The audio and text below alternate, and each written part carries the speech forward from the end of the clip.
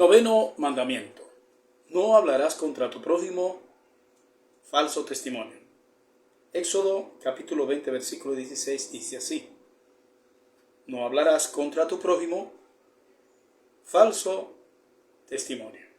Que el Señor bendiga su santa y bendita palabra. Hoy hablaremos sobre el noveno mandamiento.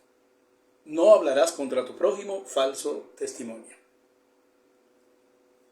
Este planteamiento, aunque a todas luces se refiere a un proceso legal, también incluye cualquier tipo de comentario mentiroso o engañoso que busque empañar o destruir la imagen de alguien. Pero también podemos decir que se viola este mandamiento cuando tratamos de dar falsas informaciones respecto de una persona con el fin de adularlo o de calificarlo de forma fraudulenta con el propósito de favorecerle. Cuando estamos frente a un juez en un tribunal y se nos pide que digamos toda la verdad acerca de un hecho en el que hemos sido testigos, y entonces hemos estado de acuerdo de decir la verdad, pero se descubre que inventamos una historia falsa, eso significa que hemos cometido perjurio, o sea, hemos quebrantado el noveno mandamiento. Y debemos saber que el perjurio es considerado un delito penal que conlleva hasta prisión, según las leyes lo establezcan. Podemos hablar también de la calumnia, que es una forma muy miserable de perjudicar la reputación de una persona. La calumnia es cuando inventamos una mentira con el propósito de hacer daño a alguien. Una calumnia se considera muchas veces incluso peor que matar, pues el daño que se puede llegar a hacer podría durar toda la vida. Lo mismo podemos decir también del chisme, un rumor al que le damos categoría de verdad sin estar para nada verificado y que hacemos correr en nuestras conversaciones, ya sean informales o formales, dañando de este modo la reputación de alguien. Cuando se verifique la falsedad del rumor, ya no habrá forma de evitar el daño causado, lo cual puede constituir incluso una falta tan grave como que lleve a una persona a quitarse la vida. Existe otra forma muy común de faltar al noveno mandamiento y es cuando nos quedamos callados. Cuando no decimos nada frente a alguien que dice algo que sabemos que no es verdad.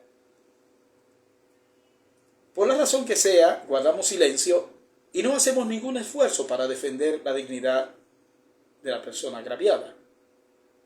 Existe un dicho que reza: el que calla otorga, o sea que aunque no estemos de acuerdo con lo que la persona dice, por el hecho de habernos quedado callados, ya somos cómplices de que se siga difundiendo algo que sabemos que no es verdad.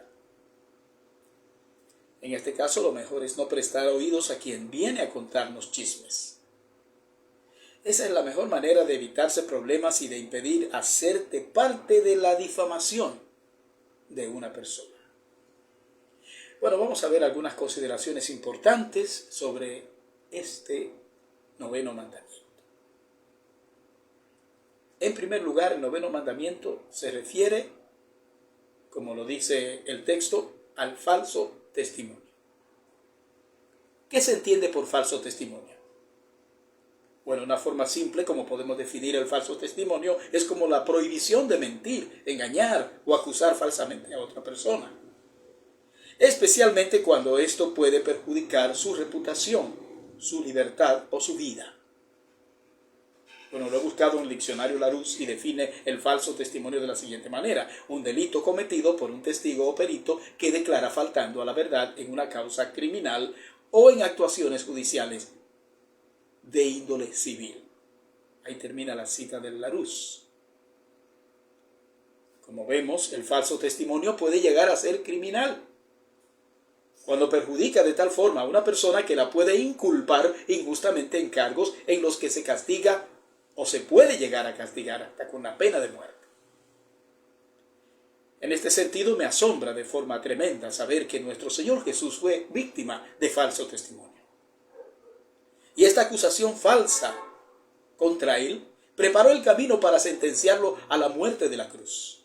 Dice la Escritura: entonces levantándose unos, dieron falso testimonio contra él, diciendo: nosotros le hemos oído decir, yo derribaré este templo hecho a mano y en 3 días edificaré otro hecho sin mano.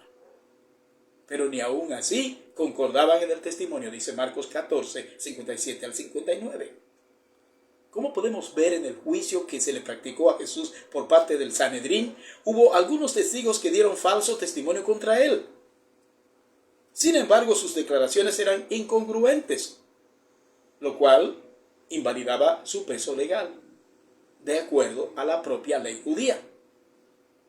Y lo primero que se puede advertir en este falso testimonio es el contenido distorsionado de sus palabras. Pues estos testigos falsos aseveraban que Jesús había dicho que destruiría el templo hecho por manos humanas y que construiría otro sin intervención humana en tan solo 3 días.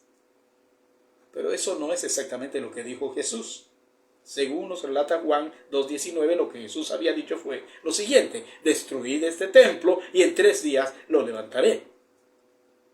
Y ahí mismo el evangelista aclara que él hablaba del templo de su cuerpo. Juan 2:21. Lo que quiere decir que los testigos usaron una metáfora espiritual y la interpretaron de forma literal. Y lo hicieron fuera totalmente de contexto. Y así distorsionaron el sentido original de las palabras del Señor. Lo segundo que podemos ver en esta trama perversa auspiciada por el famoso concilio judío es la falsedad jurídica de los testimonios de los testigos. Según la ley judía, un testimonio era considerado falso si no concordaba con otros testimonios, si se basaba en palabras inventadas y si no podía ser verificado por testigos coincidentes. Y esto es algo basado en lo que leemos en Deuteronomio 19:15, que dice: no se tomará en cuenta a un solo testigo contra ninguno en cualquier delito ni en cualquier pecado, en relación con cualquiera ofensa cometida. Solo por el testimonio de 2 o 3 testigos se mantendrá la acusación.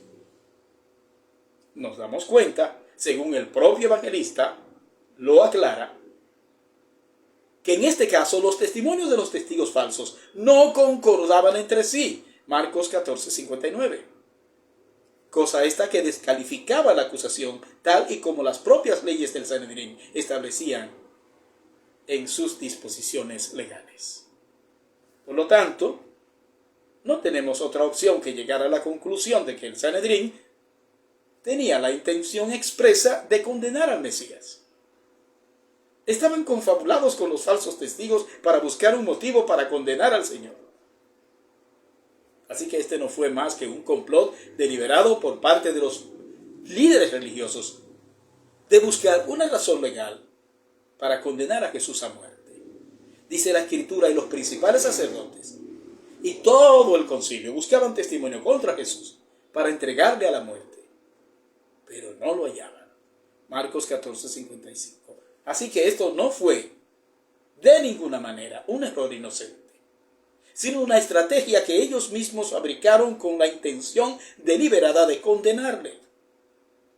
Usaron el falso testimonio como recurso, violando de este modo de manera flagrante el 9º mandamiento.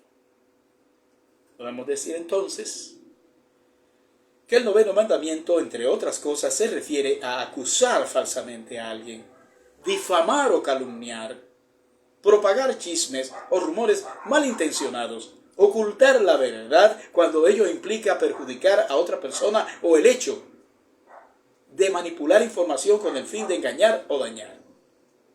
En fin, podemos encontrar 7 cosas enumeradas que Dios aborrece y que te invito a buscar y leer en Proverbios 6, versículos 16 al 19. En segundo lugar, el 9º mandamiento penaliza la mentira en sentido general. Este 9º mandamiento: no hablarás falso testimonio contra tu prójimo, que así reza el mandamiento, se refiere a decir algo que perjudica de alguna manera a nuestro prójimo. Cuando decimos algo que no se ciñe a la verdad respecto de algo que tiene que ver con las personas, entonces estamos incurriendo en una falta grave que se denomina como mentira simplemente. Y la mentira es moralmente dañina, porque atenta contra la relación entre las personas, viola el derecho de los demás a saber la verdad. Cuando una mentira busca protegernos a nosotros mismos de algo malo que hemos hecho, es lo mismo que cuando decimos una mentira para perjudicar directamente a otra persona. Por ejemplo, si en el trabajo dañamos alguna maquinaria y nos quedamos callados porque no queremos asumir nuestra responsabilidad, entonces estamos dejando que otro cargue con la culpa o que pierda la oportunidad de reaccionar justamente. Y por más que lo queramos esconder, el perjuicio siempre será real, pues se romperá la confianza, se impedirá que otro ejerza su juicio o que se llegue a reparar de alguna manera el daño. Ahora, no hay dudas de que mentir para perjudicar directamente a otra persona es mucho más condenable. ¿Por qué? Porque se miente con el propósito de dañar, manipular o desacreditar a alguien. O sea, se falsea la realidad para conseguir una ventaja personal a costa de otra persona.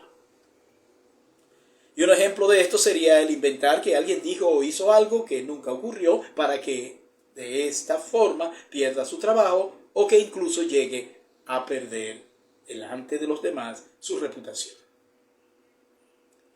La falta siempre se comete contra el prójimo al que le ocultamos la verdad sobre un hecho o al que perjudicamos al falsear la verdad sobre un hecho que lo involucra directamente.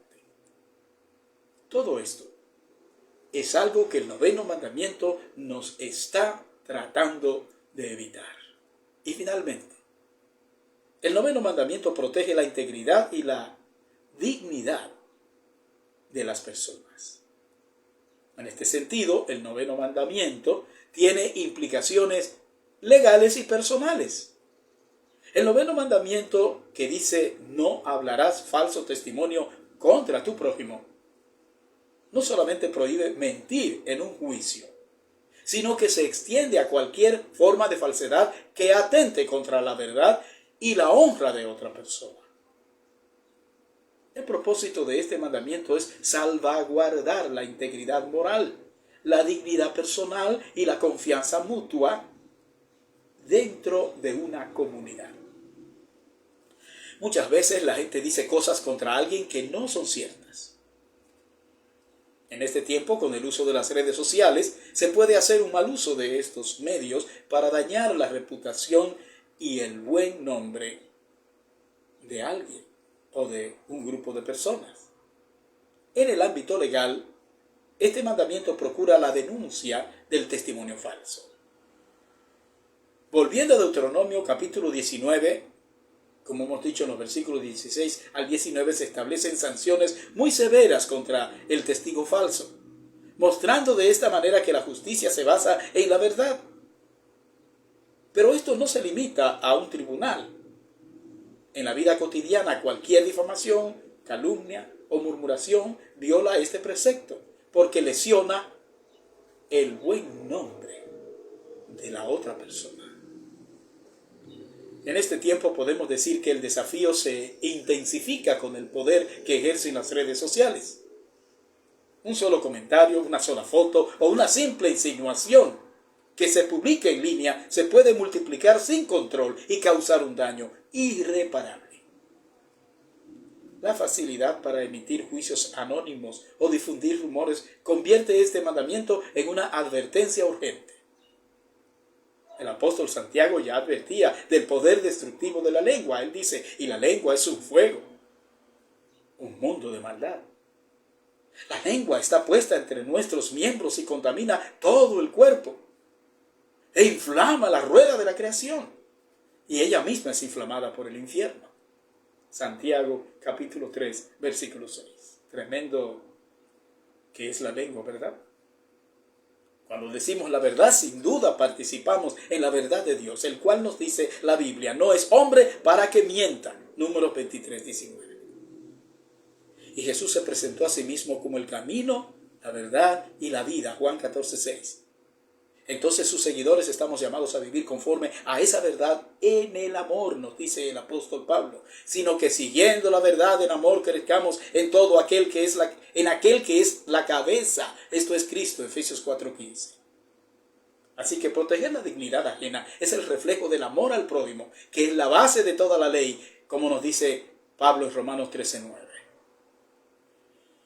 Podemos concluir entonces que el 9º mandamiento no es una simple prohibición legalista, sino una invitación a construir vidas y comunidades fundadas en la verdad, en el respeto y en la justicia.